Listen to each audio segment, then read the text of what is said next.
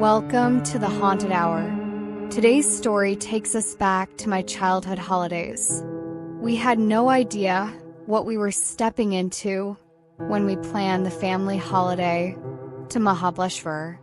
My parents, my younger brother Ariv, and I were craving a break from the chaos of Pune. We booked a colonial-era cottage perched at the edge of a cliff, hidden deep inside a forested trail, advertised as serene, isolated, and soulful. The drive was misty and beautiful. The roads coiled like ancient serpents, and birdsong echoed between the trees. But as we neared the house, the GPS glitched and our phones died.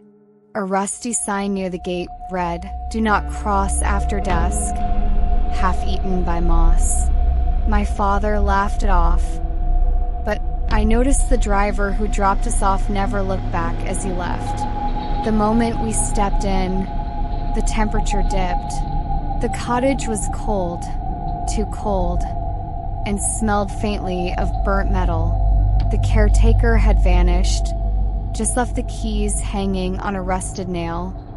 From the very first minute, the silence felt unnatural, like the hills were holding their breath.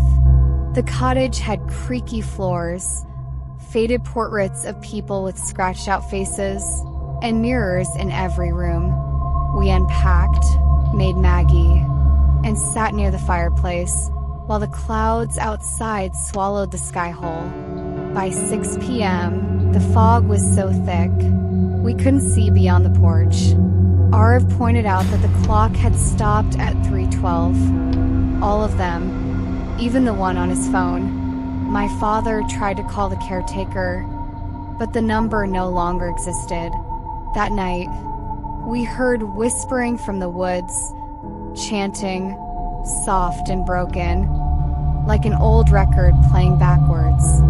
My mother thought it was wind, but there was no wind. I stared into the woods and saw lights, like oil lamps, floating midair, moving in a straight line. I blinked. They vanished. The fireplace crackled loudly, and for a second, the flames formed the shape of a face, wide-eyed and screaming. We didn't sleep much. At around 2:45 a.m., I woke up gasping. My bedsheet was wet, not with water, but something thick and black. Ariv was gone from the bed.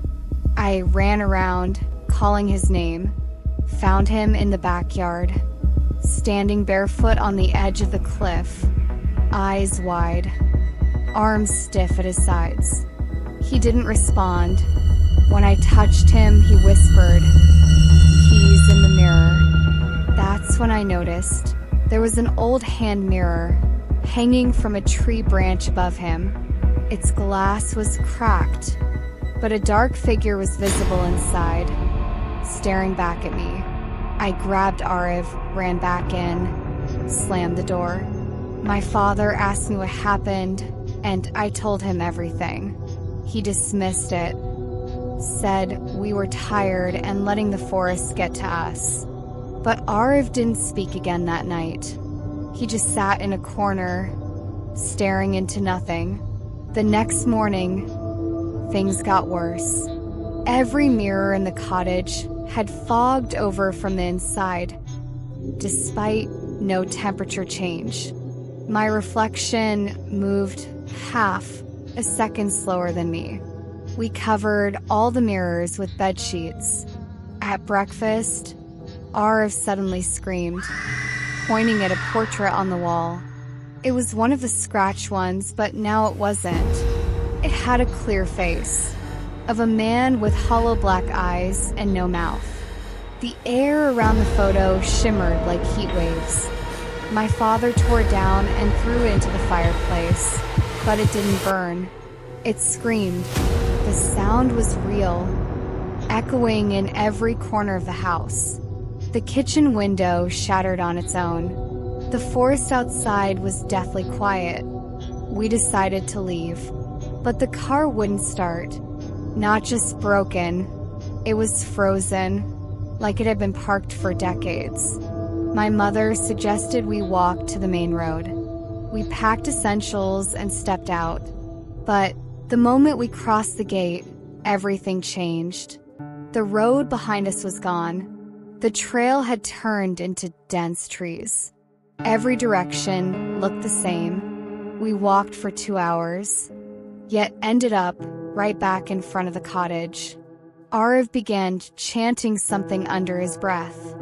He said it was a poem he heard in his dream. It didn't rhyme. It didn't even sound like a language. That night, the fog came inside the house. I saw shadows crawl across the ceiling. Actual shadows, crawling like insects, making no sound. My parents were asleep, exhausted. Arav stood by the window, tapping on the glass. But the sound was coming from the mirror, not the window. I tried to pull him away, but my hands passed through his reflection. Then, a knock came at the front door. Not once, but 13 times. Slow, even, calculated. I peeked through the peephole. No one. But the 13th knock came from behind me. The hallway mirror had cracked open, as if it had hinges. Something was trying to come out. My mother screamed from her room. We rushed in. The walls were bleeding, thin red streams flowing like tears. She kept shouting, "There's something in the bed." We lifted the mattress, nothing. But when we looked under the bed, there was a face. Not attached to a body, just a face, grinning from the dark. It whispered, "You brought us back." My father fainted. Arav just watched. Then the bed burst into flames, blue fire, cold as ice. We had to drag our unconscious father out of the room. I was losing my mind. The clock still read 3:12. Every photo in my phone was now of that same man. Hollow eyes, no mouth, and hands pressed against glass. I deleted them. They reappeared. The chanting outside was louder now, multiple voices, male and female, old and young. We were surrounded. That night, the doors disappeared. Not closed, gone. In their place were mirrors. Endless mirrors. Ara finally spoke again, looked at me and said, "We're the ones being watched now." Then he smiled, but it wasn't his smile. It was the Stitchmouth man's. My mother broke down, sobbing, clutching my father's unconscious body. I tried to shatter a mirror. It cracked, but didn't break. Instead, the cracks formed a symbol, a circle inside a triangle inside an eye. I recognized it from one of Arav's sketches. He had drawn it the first day we arrived. The Stitchmouth man was now inside every reflection, watching, sometimes smiling, sometimes twitching. I realized he was never part of the cottage.